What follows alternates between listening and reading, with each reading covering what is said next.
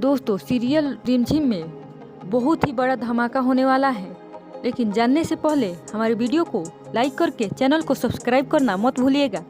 तो चलिए जानते हैं दोस्तों, रिमझिम और दिया की हालत अब और भी गंभीर हो सकती है, क्योंकि जैसे ही दोनों वहां से निकलकर भागने की कोशिश कर रही थी, तभी अचानक किसी ने पीछे से उन पर हमला कर दिया। यह हमला इतना अचानक हुआ कि दोनों संभल नहीं पाए और वहीं कमरे के अंदर बेहोश होकर जमीन पर गिर पड़े।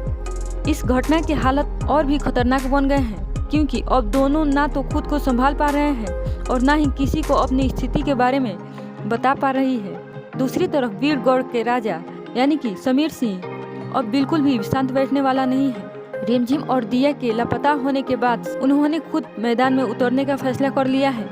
खबर यह सामने आ रही है कि समीर अब भरतपुर के आसपास छोटे छोटे गांवों तक पहुंच चुके हैं और वहां के चौक चौराहों पर खुद अपने हाथों से पोस्टर लगवा रहे हैं। उनके साथ पप्पू भी मदद करता दिखाई दे रहा है और दोनों मिलकर हर उस जगह पर जानकारी फैलाने की कोशिश कर रहे हैं जहां से कोई सुराग मिल सकता है।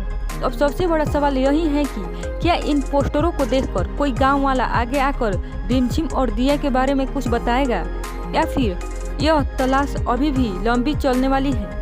इसी बीच जो छोटा सा प्रोमो सामने आया है, उसने कहानी को और भी रहस्यमय बना दिया है।